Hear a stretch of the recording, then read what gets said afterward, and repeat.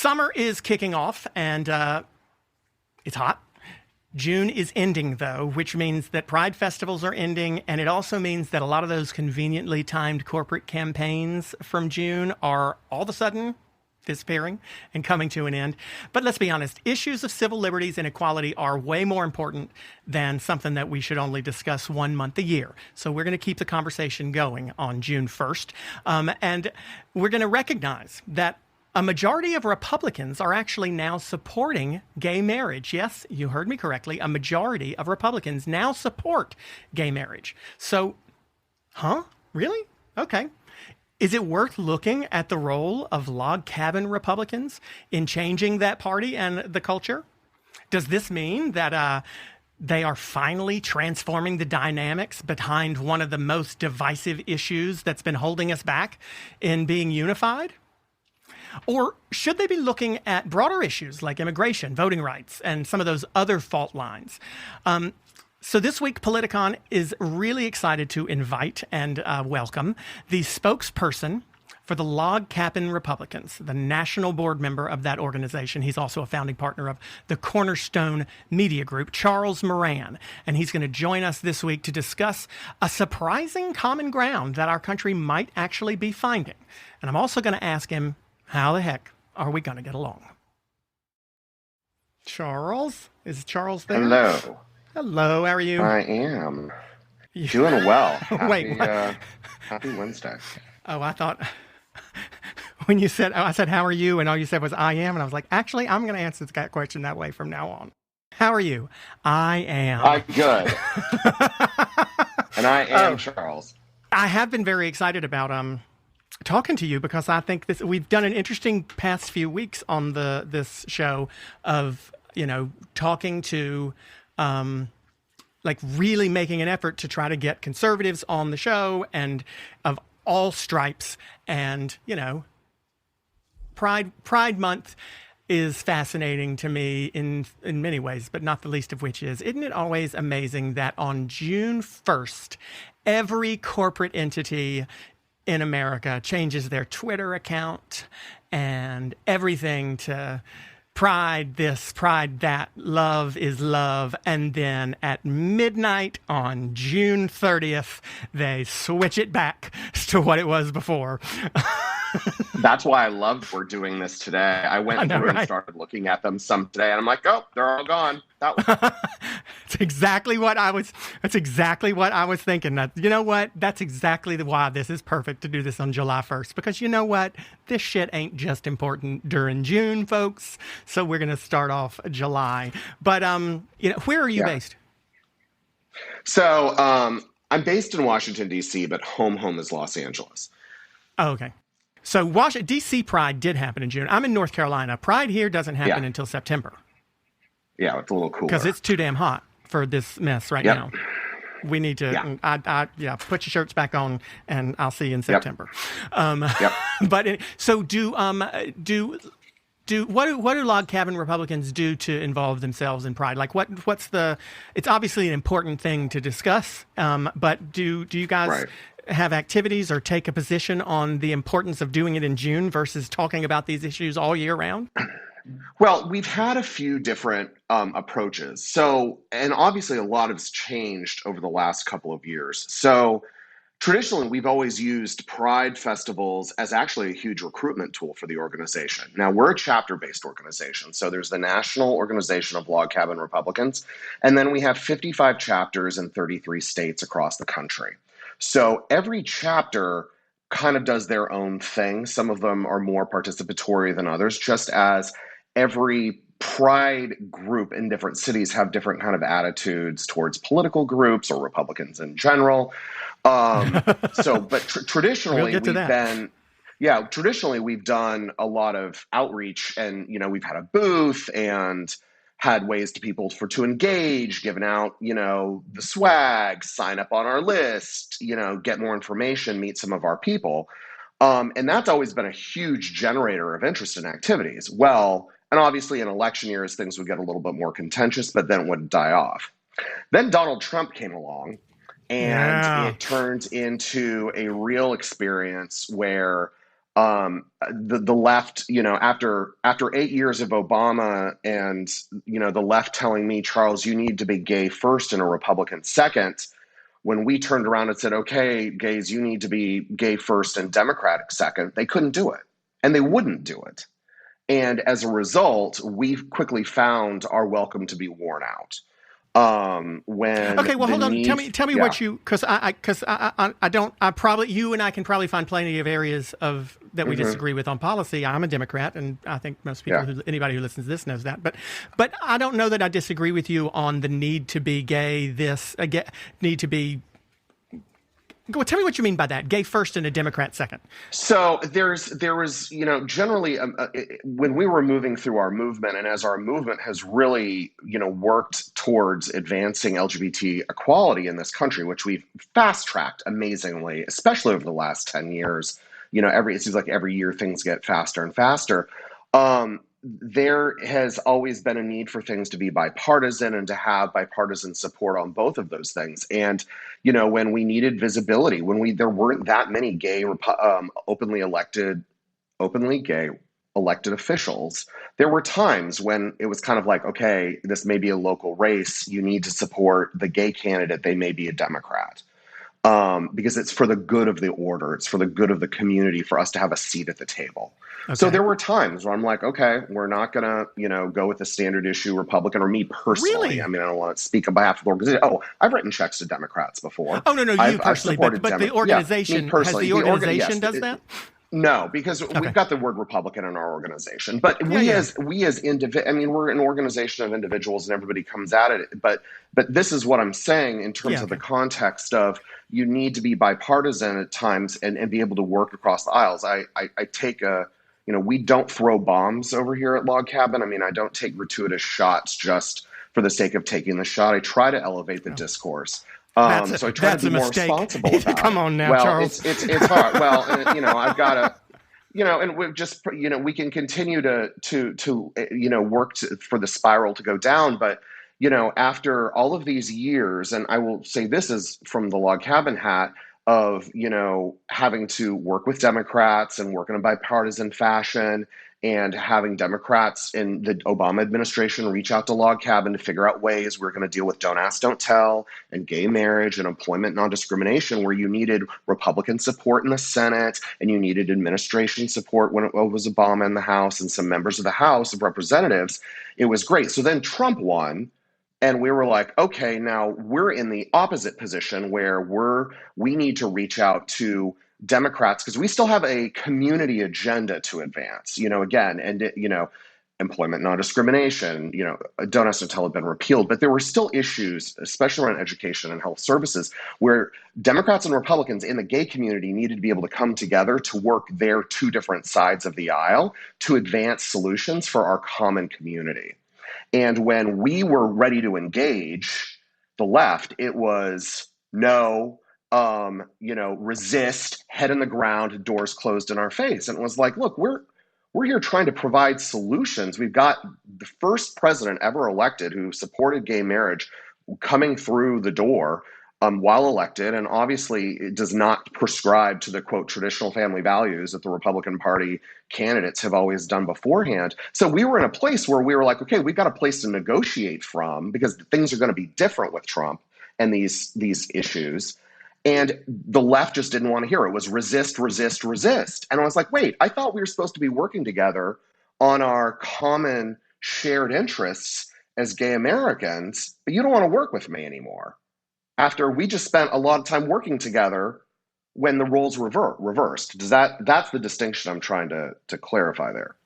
And this isn't like the first month of him being president. I mean, this isn't way into it or whatever. I mean, there were just never, it didn't even get a chance. But doesn't that, it requires you to have, it requires us all to allow other people to have bios that are longer than one sentence. And we're not very good at that anymore. And by saying longer than one sentence, I mean having the name Republican in the word Republican in your name. Mm-hmm. Did that, it put a,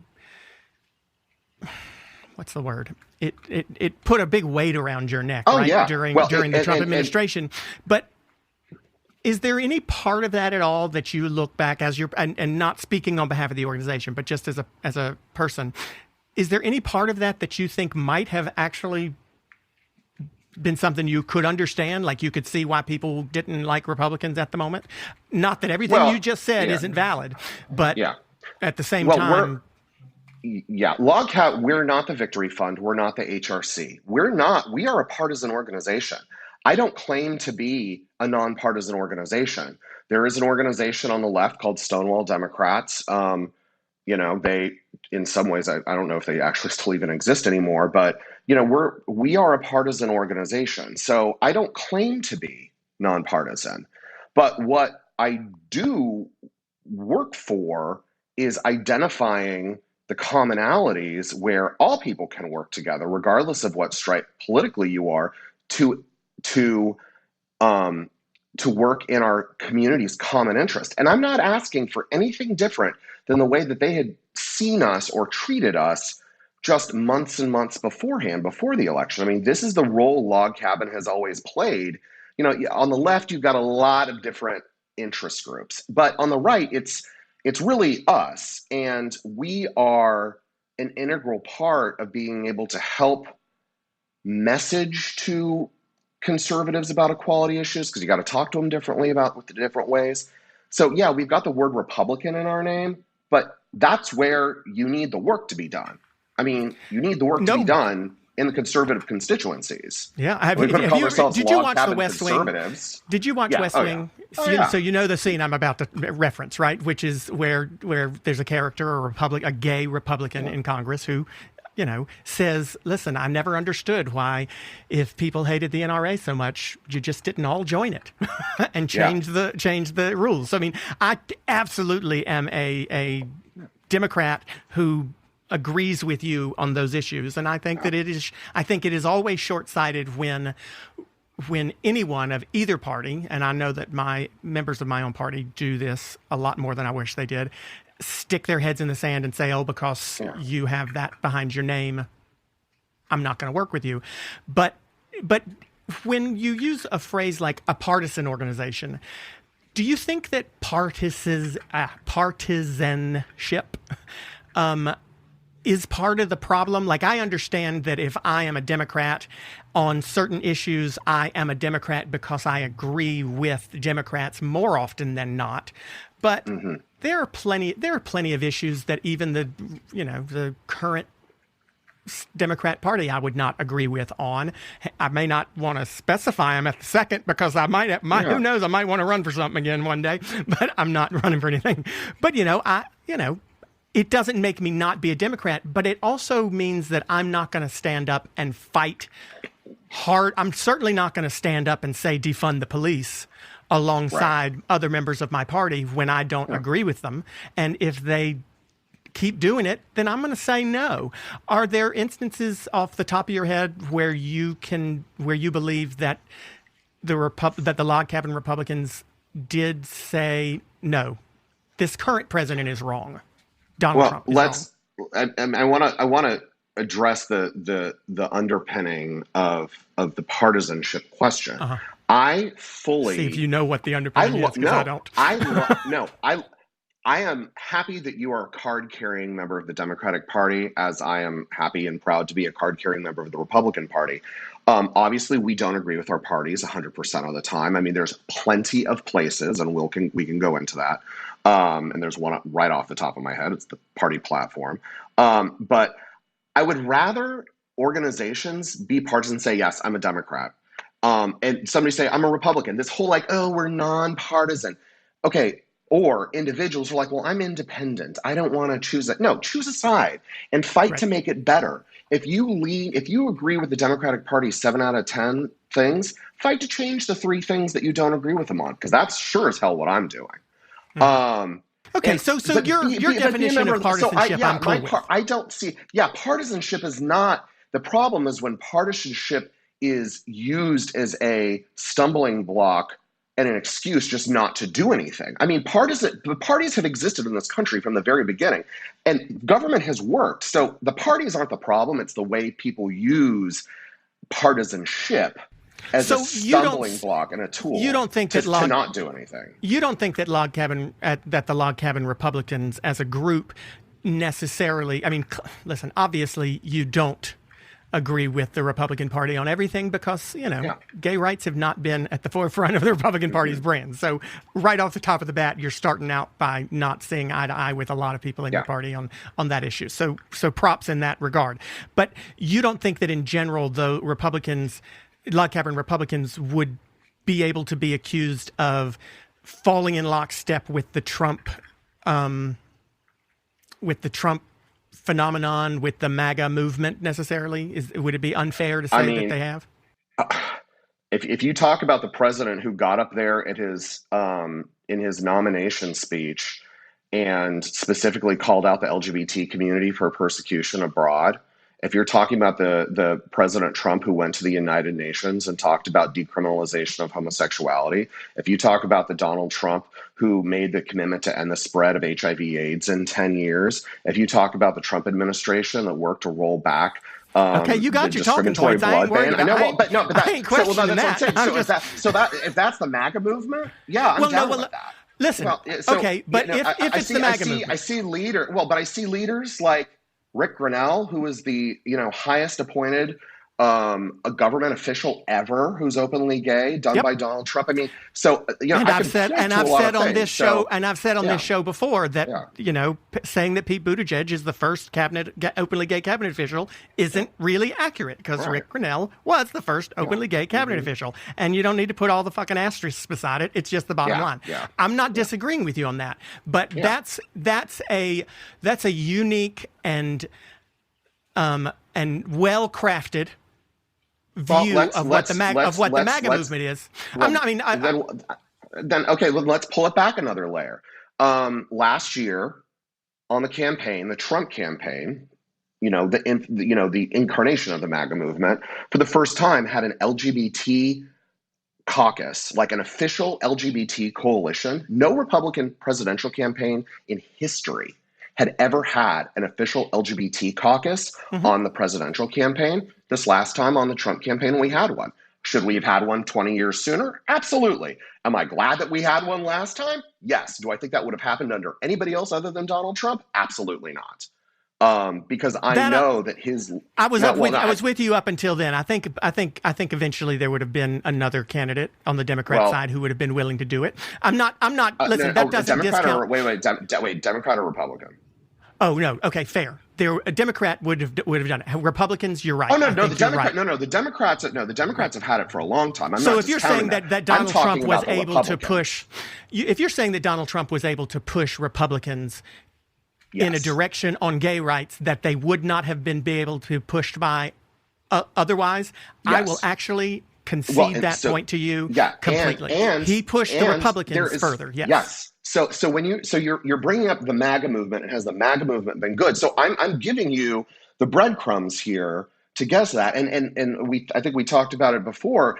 A Pew poll just came out a couple of weeks ago that shows obviously an overwhelming number of people support gay marriage in America. But for the first time, that Pew poll actually shows that Republicans, by a majority, also support marriage equality. And it's really only been in the last 2 years that that's actually happened, where the Republicans have now flipped sides. So when we talk about, quote, a lot of the people in the party don't support equality, we now actually have national polling that actually shows that they do. So I'm using trend lines. I'm using data to actually have an informed opinion about where this party has moved and where the country has moved. Let me ask you the same question that I would ask. Let me ask you the same question that I would ask Democrats when it comes to these issues, because I have said to people, because, the point of this program isn't to find areas to disagree. It's the point of it. The point of it is to admit that we do have areas that we disagree, but find areas that we can agree. But listen, I've admitted for a long time to people that, for a period of time between, in the mid 2000s and when marriage equality was made legal by the Supreme Court, I was perfectly willing to be a single issue voter. I wasn't. I've been involved. I've paid attention to politics and lots of policy issues beyond that. But it was such an important issue to me that it would be really hard to get me to change my mind any other direction unless you were right in that spot. But I said to people in my own party and friends of mine who are Republicans, listen, once that domino falls, Republicans can and should take the opportunity to put that little bitch to bed and try to say, okay, this is done. Now let's recruit without talking about gay marriage. Let's recruit without talking about, we don't have to, there's nothing to be against anymore. It is the law of the land. Let's not discuss it, etc. And so I ask myself, and I'm going to ask you the same question. If gay issues were not a part of the equation, if we lived in a utopia that we hopefully will live in soon, where, equality is the law of the land and it's the way most people think, and that wasn't an issue, which party would I come down with on most of those other things? And for me, that's still the Democrat Party, and that's because of Keynesian economics. And for you, that might not be the Democrat Party, and that's also fine. But let's look at Donald Trump and say, let's take the gay things out, because listen, I will concede to you right here. He did things as a president that Republicans before him would not have done when it comes to gay rights, the things you mentioned. And I agree with you that he didn't get the credit for those things that a Democrat would have gotten. But here's where my but comes in. The other stuff that he did was still pretty bad to me. Not just policy things, but I would personally argue that he did sow division in ways that I think he shouldn't have. And sometimes as a gay man who, I don't wear that as a badge very often, but as a gay man, I looked at some of the movements that he made towards equality and thought, I wonder if that was really how he feels, or if he just figured, if I do this, I can use it as a way to say I'm trying to be inclusive, while meanwhile I'm, saying they're good people on both sides when one side's, the KKK. So if those issues with Trump were not involved, if we're not talking about gay issues, would you say you felt he was a good president for the country as a whole? No gay issues. Clay, when you drop the KKK line, you really just invalidate everything you just say. I mean, you really do. So. Well, tell me why you think so. I mean, lynchings, object discrimination based on your color of your skin tone and your gender. I mean, that's just, there's no point in that. Like you just kind of flush. No. I mean, you're speaking to an extreme. You're sitting here talking about how you want to, bring this together and, put things aside, but then you go and drop a bomb like that. I mean, well, then tell me why it's a bomb. I might take it back. Tell me. What examples do you have that Donald Trump was supporting anything that was anywhere along the lines of what the KKK did? No. I mean, you're a Southern boy. No. You said it. You just said it. I'm going to make you own it. Then don't use that example, because you're using an extremist example here that is not part of the intellectual debate. I will own something that I said, but I am a little curious as to whether or not you heard what I said, because I was specifically talking about Charlottesville. Specifically, I didn't use the word Charlottesville, but I was specifically talking about it. And the example that I used was when Donald Trump, as president, spoke to the nation and said there were good people on both sides, and one side that he was talking about were racists who were doing those things. I didn't say Donald Trump supported I didn't them. realize there were there lynchings? Were lynchings going on? I don't know. I feel like when you run your car into someone and kill them, that is equivalent. Clay, is it not? I mean, is it not equivalent? Clay, you've diverted into a place where you're just starting to run talking points and bombastic statements that I don't think Okay. lead to the gravity of the question. That is the first time I've ever been accused, actually, I believe, of Okay, using talking points, because I don't use them. But if you think I do, that's fine. This is how you're occurring to somebody Do you who doesn't think agree that with Donald you. Trump was a unifying president for America? Just answer that. I think that he brought together a unique coalition of people that had Do never you been think, brought together before. Instead of using talking points, let's just answer questions with the yes or no. Yes or no. Do you think Donald Trump was a unifying president for America? Oh, no. It was a 50-50 election. And so that's fine. No, and that's okay. Do you think that he worked to unify us and remove the divisions within us, divisions of race and divisions of gender and divisions of sexuality and gender identity? Or do you think that he did is there anything when it comes to identity that you wish he had done differently other than gay issues? He brought together different economic strata. He brought together people of different opportunity and background. There were, like I said before, he refashioned a coalition of people that had never been brought together. So he unified a lot of people who had never been unified before. In other areas, they weren't unified. So all the ones that you just articulated and made distinctions of, no, but are they any more important or less important than the ones he did bring together? Not necessarily. They're just different. No, they're not he just brought together different. They're not. I agree. They're not more important, but they were more heated during that term. Would you agree? Yeah, because it's new. It was a new way. I mean, you can't deny that Donald Trump brought together a whole different group of people to support him and bringing together factions. I mean, this last election, you had record numbers of Latino men supporting him. You had record numbers of blacks supporting a Republican. He brought together, union workers voted for him higher than they had voted for a Republican before.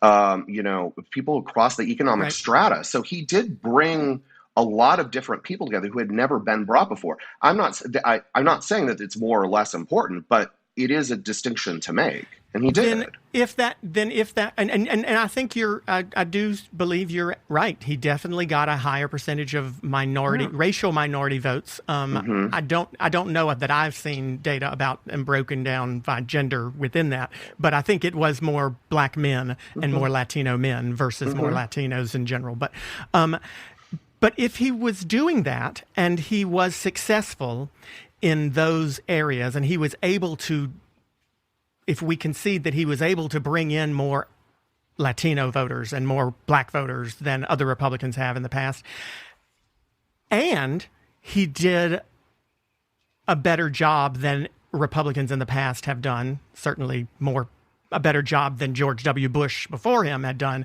on including LGBT issues in his public speeches and his statements, then why aren't you being able to get more gay folks to vote for him? I mean, he got more black folks, he got more Latino folks to vote for him. Why are gay folks having trouble? I don't consider... Or if I'm wrong, tell me if I'm wrong. If they're numbers. You're wrong. The New York Times exit polling, so this is the New York Times exit poll, showed that Donald Trump's LGBT support doubled from 2016 to 2020. Okay. Do you know where that is and who those were? No, I'm listening. If you say it, I'm not going to. I don't have facts. I don't have facts in front of me that say otherwise. So I'll trust you for now. It's the New York Times. It's Edison Research that it doubled. Did they? But this is from exit polling and whatnot. I mean, listen. If you heard it, if you said it, it's not a heard it. This is. I mean, if you read it, listen. You're picking words apart like you're trying to find an argument. I'm giving you I'm conceding the ground to you. Take it and let's move on. Then why do you think he still has that reputation? I mean, either way, I give shit to my own party a lot. Not because I think they're wrong on issues, but I think they are wrong in the way they are messaging shit. Like, I agree with them on a lot of stuff, but holy hell, if we keep talking about it like defund the police, we're never going to win shit. Well, if Republicans are doing these things well, then why the hell what is it that's going on that this is makes the most of answer. us think that Trump is not good at these things? This is the answer. Is the yardstick keeps getting moved, and the policy behind that is the concept of intersectionality. This whole concept that gay rights or women's rights or trans rights or immigrant rights are, that there's the intersectionality movement, which is it is a thought, it is a philosophical pattern that now being, pro-gay isn't enough. If you're truly pro-gay, you've got to be pro-immigrant, and you've got to be pro-poverty. You've got to be pro all these other, social justice movements. So how do you frame that instead? How would you change it? I don't think. Well, it's a I don't run an organization that has to continue to fundraise based off of these.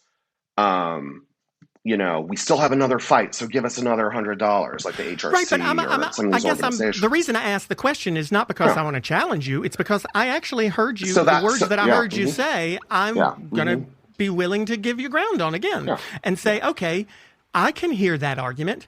Being pro-gay shouldn't have to mean you're pro-immigrant also. Now, I am both, but it doesn't necessarily, one does not beget the other, so you can be both. So what should be, and you don't run the organization, but we're not talking about log cabin Republican policies, just as a gay man who is a conservative and does support the Republican Party, what would you think the better alternative to that might be? Should it be, don't talk about pro-gay at all, let's talk about pro-equality, pro-freedom, what is it? I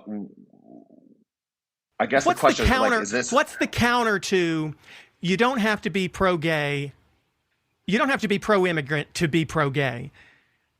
Well, if I'm gay, that's not an appealing argument for me, because that essentially says, hey, you can be come join us. You can be pro-gay and hate the immigrants too. That's not going to welcome a lot of people in. So what's the way to do it? Well, this is the problem, is that again, the yardsticks being moved, and just kind of like you've said, like, okay, in a number of these areas, Republicans have gotten up to speed. They've sufficiently matured, and equality is accepted generally amongst Republicans in this country. And other than a few important but still meaningful things that need to be changed, we're basically there. But and then again, why is there this perception that Trump and the Republicans are still so far behind?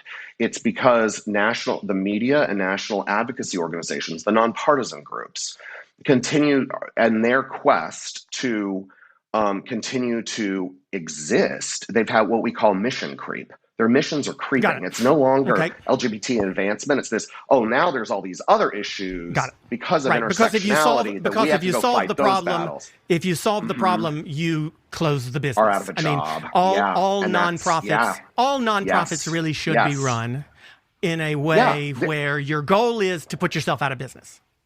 There's only if you want to. The American Cancer Society won't exist anymore after we've cured cancer, probably, because we'll cure it. Right. So I will also concede with that point to you and agree with you that it would be better if we could accept wins and not constantly look for ways to be more upset. But again, in each of these areas, I guess I'm saying in each of these areas, I feel like there is still some groundwork to be done. Until and again, I'm about to give Trump. Listen, I can't ever run for Congress again, because I never make it through a primary if people listen to these episodes, because I'm willing to agree with Republicans on things. And I have said to people many times, listen, Neil Gorsuch is the one who wrote that decision about employment law, and so on and so forth. So you're right but there are still some things that need to be done.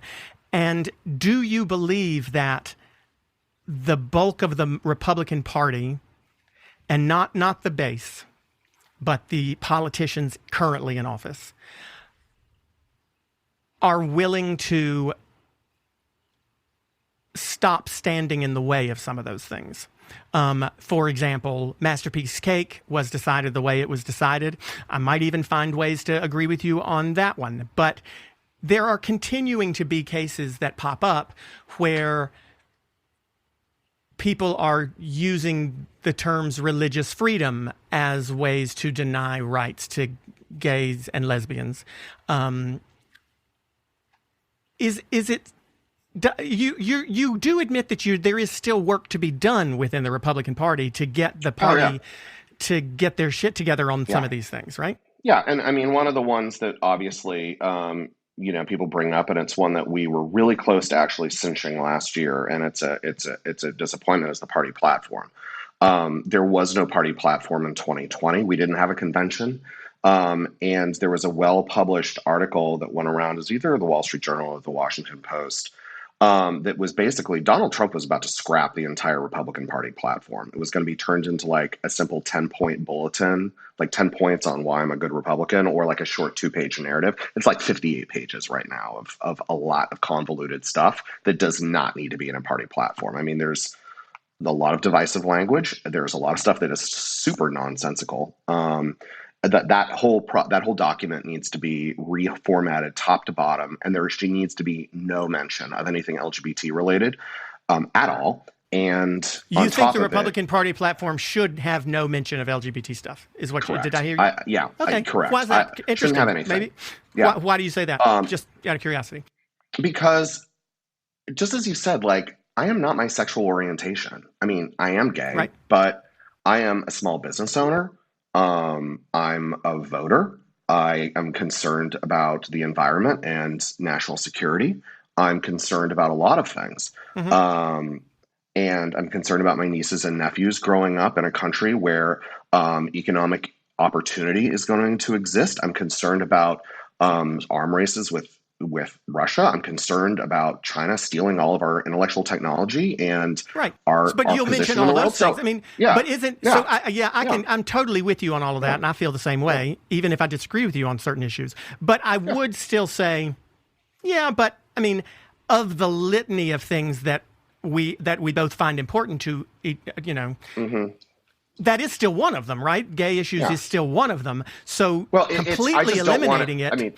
Why is you just because think it's eliminating it would make it 99% better than it is now, because right now the language is not because the language in it is exclusionary, and that was all inserted by Ted Cruz's people in 2016 because the Trump campaign didn't have its act together in 2016. So until we're going to talk about it right, let's not talk about it at all. Is that right? But even then, it's like, but my ability to access my freedom as a small business owner and be a fully participatory member in our world's greatest experiment of democracy has nothing to do. I want freedom of opportunity for me, just as everybody else, and that's why I don't feel like I need a I'm giving you call ground. out Take as it. somebody I'm who's giving you gay. ground. Take Yeah. it. I got your And point. I was not excited Yeah. about your position of taking it out entirely until you've explained it's not And because you don't think they're important. Respond to that. Yeah, it's not because you don't think it's important. It's just because until we're going to talk about it right, let's just keep our mouths shut. Conservatives just don't even respond to, like, this is why we don't have, like, and this is just like this, I tell people this when you're like, how do I understand the Republican Party and the conservative movement? I'm like, we don't really do groups. There's not like the Women's Caucus and the Asian Caucus, and you pit all these groups against the Democrats do that, and it's their prerogative and they can do that. Like, we just don't, and it's just not part of our culture in the conservative movement and the Republican Party to have all of these different special interest groups that usually end up getting pitted against each other. We just don't, we all want to be, for not to sound glib, but we all want to be just good Americans and good Republicans. Like, we don't do all the women need this and the blacks need that and the Asians need this and the gays need that. Like, that's just not how we function as a party, and that's not how we think as a party. So that's why it's always been really hard for the Republican Party. Let's differentiate between those two things there, because I want you to explain the difference between how we function. That's not how we do things, or that's not how we think. Because how we do things we can change, but how we think is a little bit harder to change. So what do you mean by that's not how conservatives think? Can you explain that? We look more at what brings us together and unifies us and celebrate that than the things that separate us, and recognize that. And I see that in a tone neutral kind of format, because in some ways I understand why, Democrats are really passionate about equity and diversity and inclusion, because there has always been a divide in this country between the haves and the have-nots, and then structural things have been put in place so that there's always this constant need to try to increase inclusion and equality in society. Like, I get that. I don't agree that that's the main focus, but I understand it, and it's the party's choice if they want to focus. And if you identify that, that's fine. Go be a Democrat. It's totally fine. I just don't. And I don't think conservatives are kind of in that space either. We just want to be seen as equal members of like as gays, we just want to be seen as equal members of the coalition who have just as much of a say in the direction of the party. And to make sure that the party is truly inclusive, that there is no reason why anybody should ever feel like they should be excluded, regardless of your gender, your sexual orientation, your religion. So that's why we aggressively, in our movement, try to make sure that like the party stays in this place where if you believe in small government and individual responsibility and personal freedom, that there's a place for you in the Republican Party. So we fight to make sure that our campaigns and our party reflects that inclusivity, and that there's not all this extra stuff that kind of clogs it up and distracts people from feeling like they can be included. Are there certain structural, I keep thinking of examples in my own life. I mean, listen, I'm a gay man who grew up in North Carolina, and didn't even meet a gay person and know them and know what gay was. I'm not shitting you. Didn't really even know what gay really meant until I did Idol, and I was 23, because I didn't grow up. I know I grew up around people who were gay, but yes. I didn't know what gay meant. I just thought, oh, he's a little sissy. He kind of girly. I get that, but I didn't know what it meant. So everybody I'm surrounded by is conservative. I'm the only person in my family who voted for Joe Biden, who voted less enthusiastically, but still voted for Hillary Clinton. And I'm also the only person in my family who personally knows Trump, and still they won't listen to me. But I say, I use the argument with some family members sometimes that when they still tell me that you can be an equal member of society. I'm getting back to a point here. I'll bring the plane in for landing. You said we just want to be equal members of the caucus. We just want to be equal, have an equal standing here. I'm paraphrasing, so if I get it wrong, tell me. But I've said this to aunts and uncles and said, you know what? It's just really about having some equal dignity. Well, you can have equal dignity, and you are equal, because we're all God's children, and all God's children are equal. But God does not approve of homosexuality, and therefore it should not be legal. And I say, okay, so that's where I get lost. Because if you believe that that's the law that we should make our national laws by, that's a structural deficiency that we're probably not going to overcome. Because if you see marriage laws that need to be based off of what God said, or you see, then you probably look at all laws and say, well, what would Jesus do? And that's great, but it's not how the country was founded. Do you think there are structural things within the Republican Party that need to be addressed when it comes to people like Ted Cruz making decisions about policy positions based on things that really aren't constitutionally what we're supposed to make policy positions on, like religion? Ted Cruz can use whatever rubric in his version of Christianity that he believes. My sister is actually a Presbyterian minister, and she is a committed Christian, and she supports marriage equality. And we actually just had a very recent conversation. Yeah. Methodists, Episcopalians. I grew up Baptist, though, honey. Yes. They ain't there yet. And I've only ever lived in California, but my family is from Louisiana, and I spent a lot of time growing up in the South. And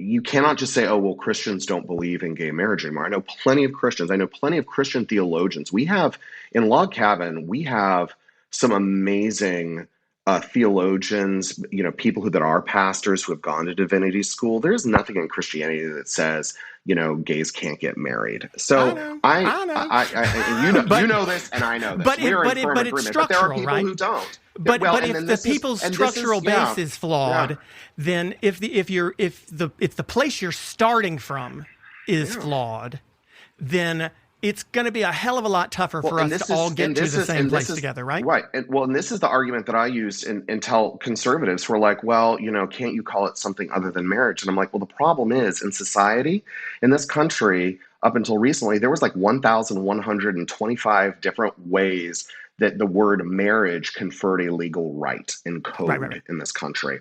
And unless you literally went and wrote a bill to untangle that 1,126 times, you can't just say, oh, we'll just call it something different. You can't. We do not have the concept of civil marriage in this country. That's a very libertarian principle, right? I mean, would you think that you're more libertarian than Republican sometimes? No. Libertarian is a political thought. Republican is a party. So okay, fair. Although libertarian is also a party, but I see what you're saying. Your point is made. So I just tell people, I'm like, we're not Australia, we're not France, where they literally have a separate institution that is actually different, and it is equal. It is equal in every way. We don't have that in this country. I mean, there are still places, and this is why we fought and had to go through the Supreme Court route, because we needed to deem this institution something that was available to all if you are going to confer governmental rights upon people. So and this is why you saw also specifically reference specific religions within their founding documents too, though, and we don't. Mm-hmm.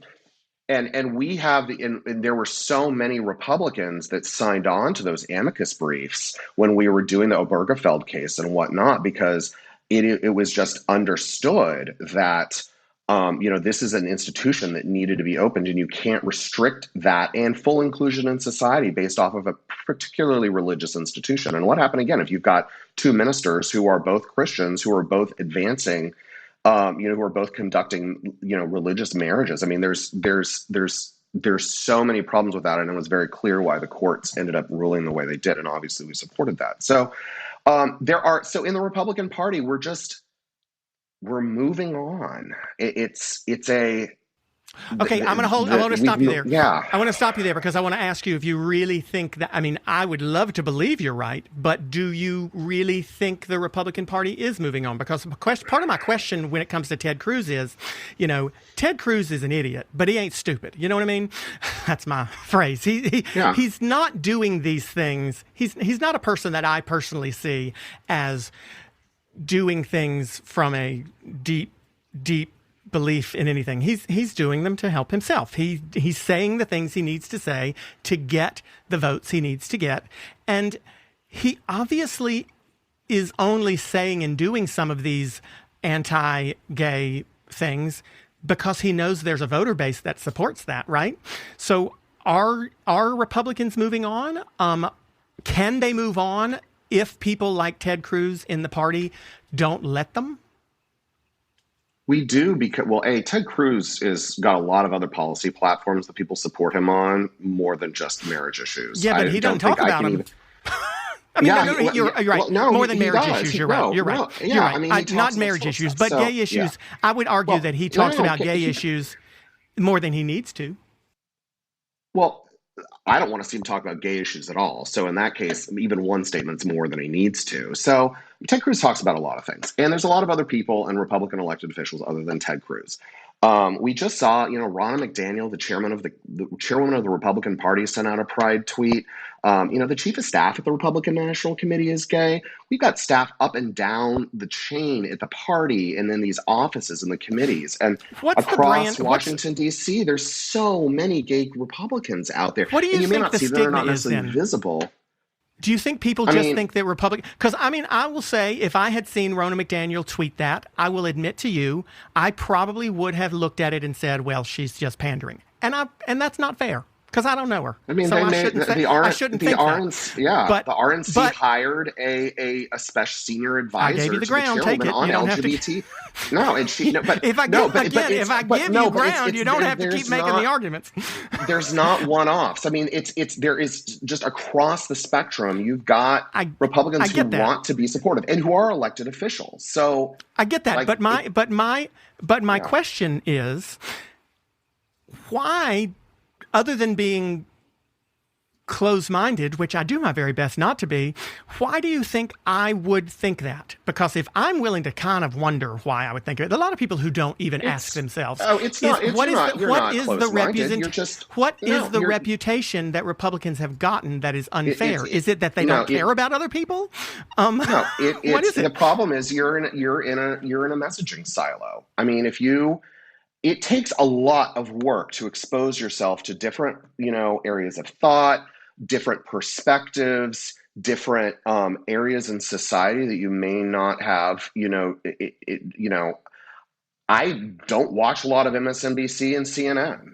I don't watch a lot of news in general, even though I'm usually again, not. But listen, I won't disagree with you on your premise, but I will disagree with you on the fact that I'm in a messaging cycle because, hell, I specifically asked for you to come on because I want to hear these things. Yes. And the whole point of this whole year has been to listen to other opinions. So what is it that y'all are doing that's still not convinced me?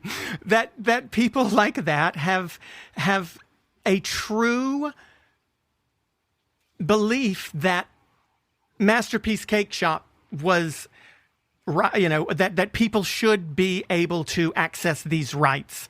You know what the funny part is? Masterpiece Cake Shop.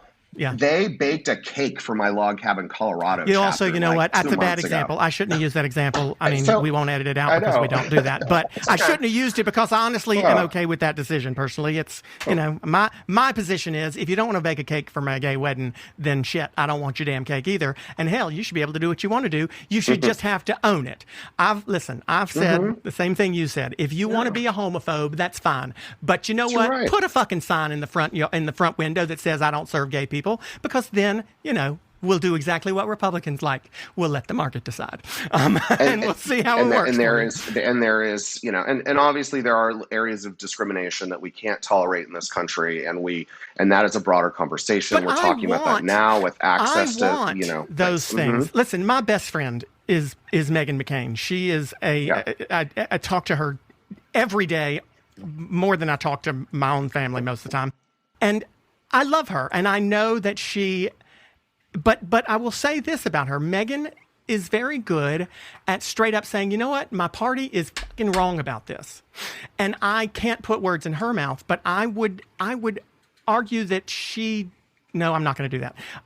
But I think that a lot of people would be a little more willing to say, no, the Republican Party, Donald Trump's positions on gay rights and the Republican Party in general's issue on gay rights is not such that I believe Ronna McDaniel when she says Happy Pride.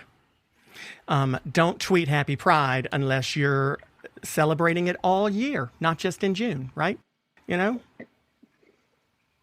She signs the paychecks every week of all those gay staff that work for her. She elevates them when they come up for their performance reviews. She ensures that there's a seat at the table at every staff meeting and every donor opportunity for our gay Republicans and donors who are there. But she leads a party that is not in support openly in support of a lot of legislation that would make those same people's lives easier and more fair. Well, and that doesn't mean that she's a bad person for doing it. But I'm saying if she really wanted to support Pride, then she would say, you know what, party, we need to just sign on to these legislative initiatives. No. There are major. The only major piece of federal legislation, and I'm not going to go into the state stuff because those are states. That is not the RNC. And if you want to go into the state and stuff, that's a hot mess. But there's still Republicans, but it is a hot mess. But there is the Equality Act. We oppose the Equality Act. There are poison pills in that thing that have nothing to do with equality issues, and in fact, I don't know if you knew this, there's actually a Republican version of the Equality Act. It's called the Fairness for All Act, which is authored by a Mormon congressman from Utah, Chris Stewart, who's a great friend of our community, that does a little bit of a better balance, respecting some religious freedoms, and that also does do a little bit better with some of these gender issues. Could he get Republicans to vote for it? He absolutely has got Republicans voting for it. Could he get enough Republicans to vote for it? Could he get a Republican speaker or Mitch McConnell to put it up for a vote? Well, the Democrats aren't going to let it out. Okay, well that's their fault. But when did he write it? Yes, because they ain't been Nancy ain't been in charge that long. Oh no. It was they introduced it in the last cycle when Nancy Pelosi was speaker, and then again it was Democrats wanted to push the Equality Act, which my professional and personal opinion. So you're saying he didn't have it written when Paul Ryan was still in charge, then, right? He had not. Okay. So then I can't talk shit about it yet. My point was, okay, Nancy wants to put forth the one that she thinks is better. But if the Republicans were to take the House, in 2022 and Kevin McCarthy were the House Speaker, I would make it my top legislative priority to push that. Because then Republicans would be able to say, then Republicans would be able to call out Democrats and say, we're going to put this up for a vote, and if you don't vote for it, then you're hypocrites because we're the... Yeah. See, that's what I think that Republicans should do, and I often think Democrats should do the same types of things in other policy issues, but just own an issue in better ways. I think there are ways to fix the Equality Act, and again, like this cycle... There's so few, like there have been Republican co-sponsors on the Equality Act in the past, but there's like virtually little to none. There are zero in the Senate because like it was just done in the night. There was no Republican input. They just wanted to, ram it through. And instead of and this is what makes me question, the actual commitment of some of these Democratic leaders to our community, because there are structural problems that we need to achieve on a federal basis, housing, employment, and healthcare things. But if you were really serious about solving these issues, wouldn't you actually try to work with some of the moderate Republicans to like come up with a compromise bill? You're right. And but again, I don't think you're wrong, but I will say this. I think a lot of times you see the strength of folks and their convictions more when they're in the minority than when they're in the majority. Because if you're in the majority, you get to make the argument, well, I'm not going to work with you on that because right now we have something that we think is better and we want to put that forward. However, I will say you're right. If Republicans take the control of the House and put that forward and Democrats don't sign on to it, then I'll have you back on here and I will say to you, but this is the thing. You're right. They shit the bed. But this is the problem. Like, yes, Democrats have like a 7-seat majority. I mean, they can only lose a couple of votes in the House. The Senate is like 50-50, and the vice president has to stick around D.C. to like break those ties. And you've got, if not one, 2 Democrats who are absolutely not going to be, loggerhead or just ram this stuff through. It's just kind of like, this is why I don't understand why Democrats wouldn't take this opportunity for the win. Because like they're in the majority, but barely, like not enough to actually do anything. Oh, right. But I think there is also a little bit difference in this particular situation because you're in DC, you work in this world. You have to prioritize things, and there at this moment are things that Democrats want to put forth right now that help listen to your end, that help everyone. Infrastructure helps everyone, regardless of race, gender, etc. I'm still on the Equality Act. Like Democrats have introduced it. It was passed out of the House. It is sitting in the Senate, and it's not going anywhere. I'm still talking about the Equality Act. Right, but it's not going. It's not going anywhere at the moment because they're focused on infrastructure, correct? No, the Democrats wanted to pass that thing in Pride Month, and that was their goal. And the problem was, this is the behind the scenes on some stuff here in D.C. They wanted to do all this gay stuff in June because it was Pride Month, and they wanted everything to be gay in June. And the problem was that they couldn't get, because the Equality Act goes so far out there on gender that like these moderate Democrats in the Senate were like, we're not going down with this. Like you've got to change some of this stuff. And there is language that is softer in the Fairness for All Act. And the progressives in the House are like, no, it's our way or the highway. I'm like, you do realize that if you hold that line on gender, which, by the way, most of this country doesn't agree with you on, you're going to flush your bill and subvert our community's opportunity to rectify some of these structural inequalities on a huge basis. You have the House, the Senate, and the presidency. Like, you could move this thing through if you just pick off a few Republicans. Like, but you've got to moderate some of this stuff, and they just refuse to do it. And this is a problem the Democrats have. This is not a Republican. This is, they couldn't get enough Democrats in line. Okay, well, hold on. They're a progressive wing. Hold on. You are right until you say this is a problem Democrats have, as if though Republicans don't. Because let's not pretend. I'm going to give you that. You're right. Democrats should do a better job of moderating, but there's really only one or two of them that are willing to do the work for that. Joe Manchin, Kirsten Sinema, maybe a Chris Coons and a Michael Bennet here or there that might jump in and try to do some of that moderating work. But a lot of Democrats are sitting on the far left or on the left and just saying, I'm going to sit and I'm not going to actively be the one to go try to find a few Republicans and moderate. I'm just going to wait. Okay. But Republicans have that same problem too. On the right, there are just a few people who are willing to make that effort to go and do it. And obviously we're talking about the same ones who are in this infrastructure all thing. I need are 5 or 10. Yeah. Right. Yes. So they're all just a few of those. Are the people on the other ends, are they just looking to fight? Is that what it is? And I'm talking about Democrats too, but in Republicans. And I got to tell you what, I love talking to you. I told you the last 3 weeks, we really, really doubled down on trying to find hardcore conservatives who would really push me.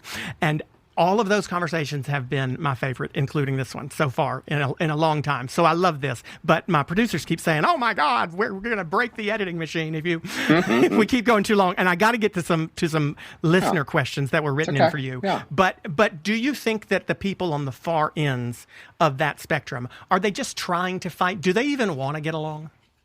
No. There are people on both ends of the spectrum who are fighting to fight. This is how they raise money.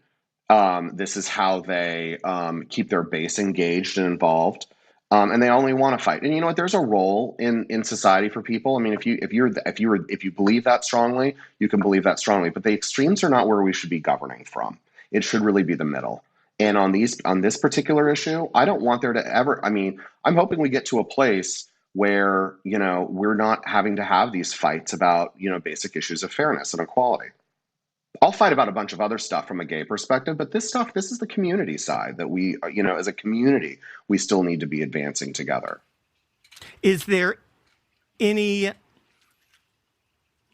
impetus is not, I don't think the impetus is necessarily on them, but would you like to see a Republican in the Senate say, you know what? I'm going to be the person who takes the initiative. I will give you the fact that if the Democrats are in charge and they want to pass this Equality Act, then they should take the initiative. But, we can't all just sit around and wait for people to do what's right because it's their responsibility. Are there Republicans who you are actively lobbying and saying, listen, go talk to one of these Democrats and tell them that you'll help them get the Equality Act passed if they'll do these things? Are there Republicans who should or are doing it? It's been going on quietly, and I can't name names. I've made knowledge of it, but there are other people in this space who do similar work that we do.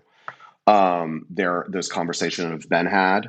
There are Republicans who are trying to encourage moderate Democrats to say, like, hey, we're going to play ball, but there are some things in here that are giant red lines. Why do you think? I'm not questioning your need to keep things quiet because I know how that works. I respect that, but why would they feel the need to keep that quiet? If I was a Republican, I mean, I'm not, but if I was a Republican who was willing to take a huge step, which I think we all know will be the one that history will look back on and say, good for you.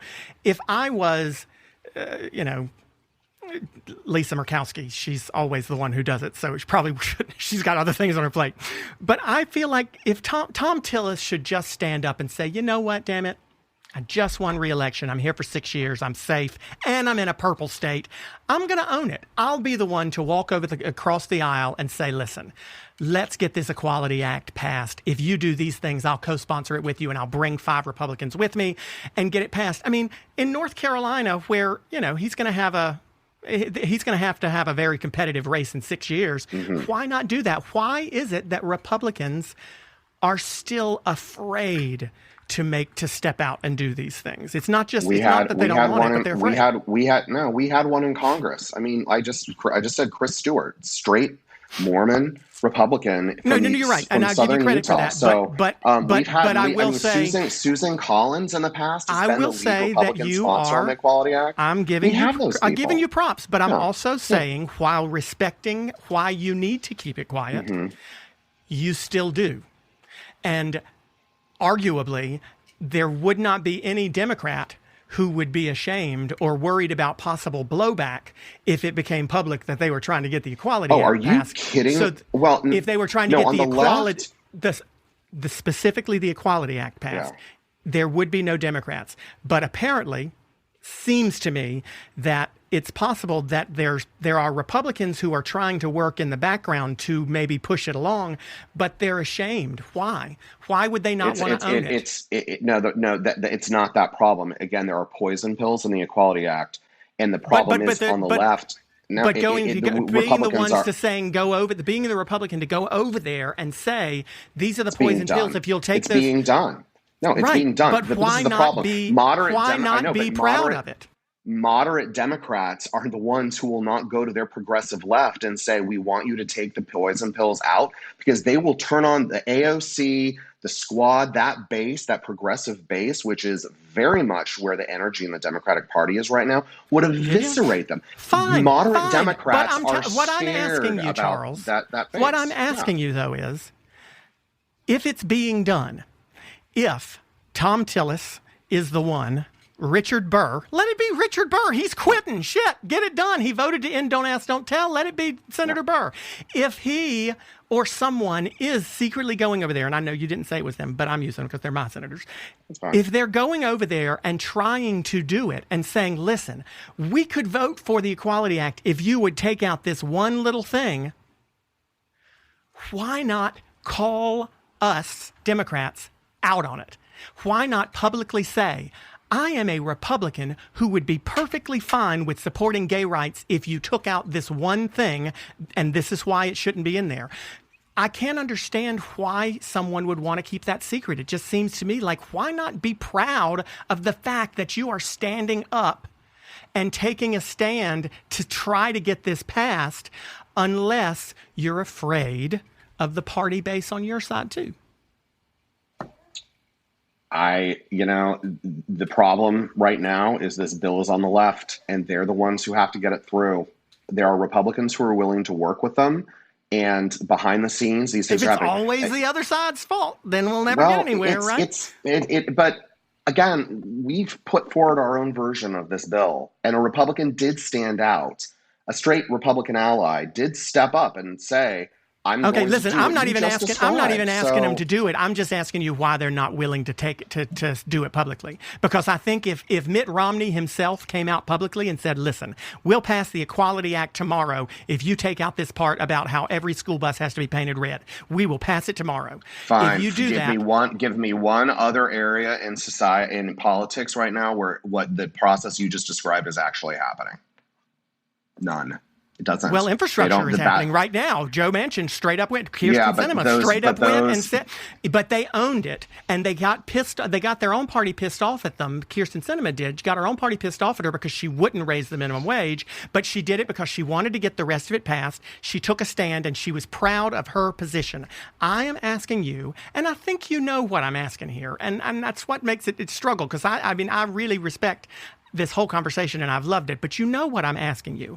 And it is, why is it that it would be hard for a Republican in the Senate, if they are doing what they are doing, which is trying to make it work, why is it hard for them to own it? Because I just don't think that anybody cares enough about it. In America or in the Republican in the Senate? Party? No, in the Senate. We have one bisexual member. This is another one of our big challenges. We have no openly gay Republicans elected in Congress. If I had one, which I'm working on, that's one of my top political priorities this cycle, I would actually have one of our own people there to stand up and say, this affects me.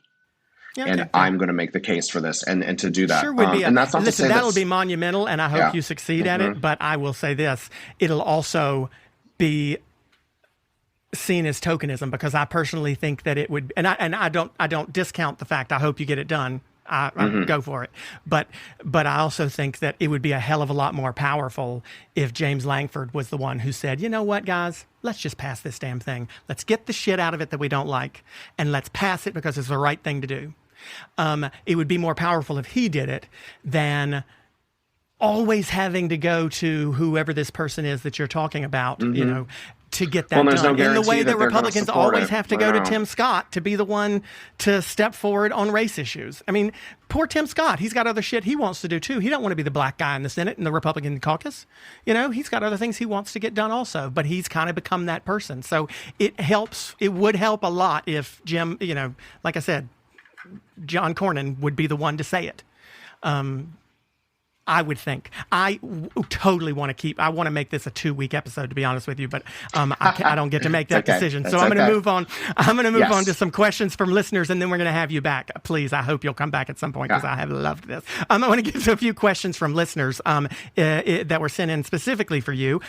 Some of you have already answered a little bit, so I can skip them. If you're listening, you know you can always write in your questions to our guests at Politicon on Instagram and Twitter, or you can send them to podcasts at Politicon.com. Rana, I'm sorry, Rana or Rana from Atlanta, if I'm saying your name wrong. I come from a conservative culture, but I'm not sure if Republicans truly reflect my family values. Is there too much compromise and surrender to the left?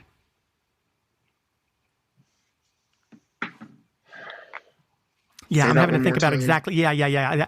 I don't know. She says, I come from a conservative culture, but I'm not sure if Republicans truly reflect my family's values.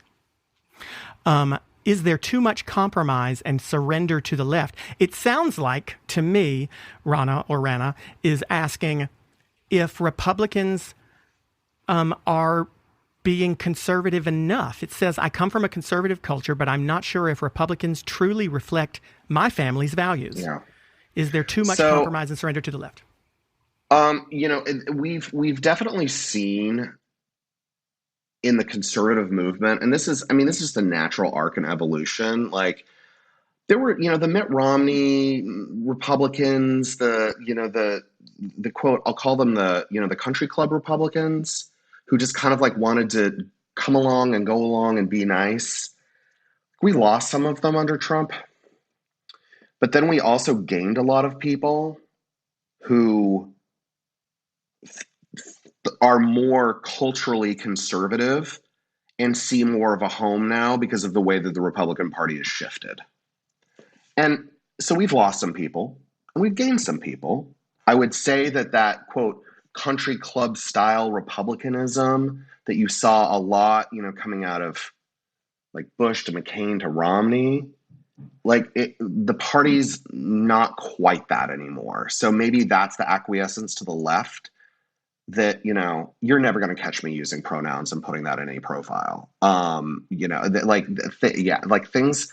I think that there's, you know, you see like corporate America shifting really hard, like we, you know, like pride everything and diversity and inclusion things, and you know.